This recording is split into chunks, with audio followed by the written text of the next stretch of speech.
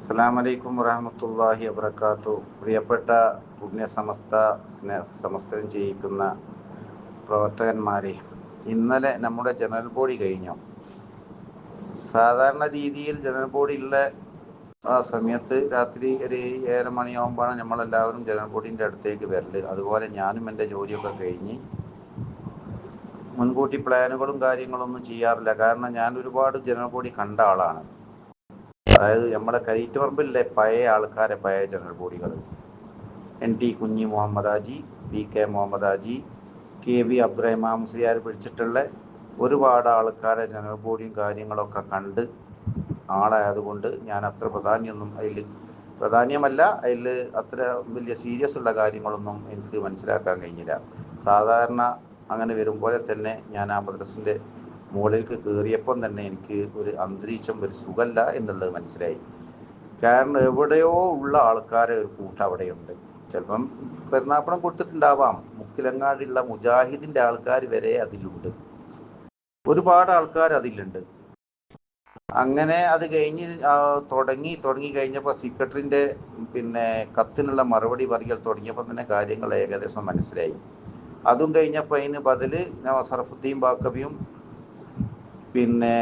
അസഫ് ബാക്കവി അതിന് മറുപടിയും അതിൻ്റെ കാര്യങ്ങളും പറഞ്ഞപ്പോൾ ജനങ്ങൾക്കെല്ലാവരും മനസ്സിലാവും എന്നാണ് കരുതിയിരുന്നത്. പക്ഷേ നേരെ വിപരീതമാണ്. എന്തോ ഗൂഢാലോചന നടത്തിയ മാതിരിയാണ് അവിടുത്തെ കാര്യങ്ങളൊക്കെ സംഭവിച്ചത്.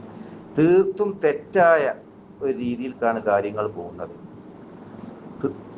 ഈ കമ്മിറ്റി ഉണ്ടാക്കുന്ന സമയത്ത് തന്നെ ചീക്കോത്ത നാസർ എന്നോട് കഴിഞ്ഞ 2 ദിവസം മുമ്പ് വിളിച്ചു. നമ്മൾ സമായ രീതിയിൽ തീർച്ചയായിട്ടും അങ്ങനെ തന്നെയാണ് വേണ്ടത്. ആ നറുക്കെടുപ്പും കാര്യങ്ങളൊന്നും വേണ്ട, എല്ലാവരെയും കൂട്ടിപ്പിടിച്ചിട്ടുള്ള ഒരു കമ്മിറ്റിയാണ് നമുക്ക് ഉണ്ടാക്കേണ്ടത് എന്ന് ഞാൻ നാസറിനോട് പറഞ്ഞിട്ടുണ്ട്. നാസറും അതും അങ്ങനെ തന്നെയാണ് ചെയ്യേണ്ടത്. അവന് ചെറിയൊരു പാനലൊക്കെ ഉണ്ടാക്കി ഒക്കെ കൊണ്ടുവന്ന് നമുക്ക് അവതരിപ്പിച്ചിട്ട് നമുക്ക് അങ്ങനെ അംഗീകാരം ഉണ്ടാക്കാം എന്നുമാണ് പറഞ്ഞത്. നേരെ അതൊന്നും വിപരീതമായിട്ടാണ് കാര്യങ്ങൾ നടന്നത്. ഇത് മുൻകൂട്ടി പ്ലാൻ ചെയ്ത മാതിരിയുള്ള കാര്യങ്ങളൊക്കെയാണ് അവിടെ നടന്നത്.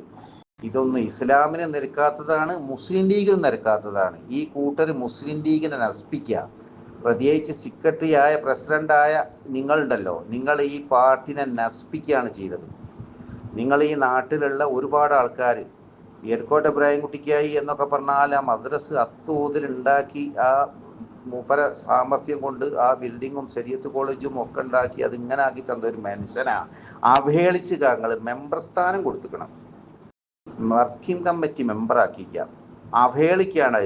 ഇബ്രാഹിം കുട്ടിക്കായി അതിലൊന്നും ഒരു കാരണവശാലും നിങ്ങൾ ആത്മാർത്ഥമായി പറയുകയാണ്, അതിലൊന്നും നിങ്ങൾ നിൽക്കാൻ പാടില്ല. ചീക്കോത്ത നാസറ എന്നോട് ഞാൻ പറയുകയാണ്, രാജിവെച്ചിങ്ങ് പോര്.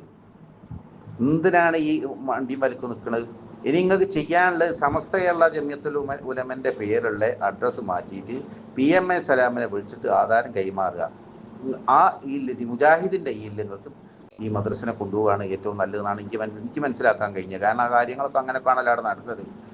ഈ നാടിൻ്റെ ഒരവസ്ഥ, നാടിനങ്ങൾ ഒറ്റ കൊടുത്ത് നിങ്ങൾ മുപ്പിക്കുക ചെയ്യുന്നത്, കൂട്ടിപ്പിടിക്കല്ല. മുസ്ലിം ലീഗിനെ നിങ്ങൾ നശിപ്പിക്കുക ചെയ്യുന്നത്.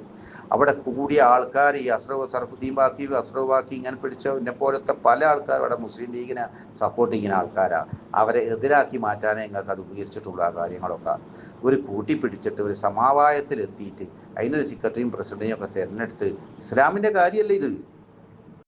ഞാൻ ആ സമയം തന്നെ, ആ ടൈമിൽ തന്നെ ഞാൻ ഇറങ്ങിയായിരുന്നു പോകാൻ. ഇവിടെ ഞാനവിടെ നിന്നിട്ടില്ല.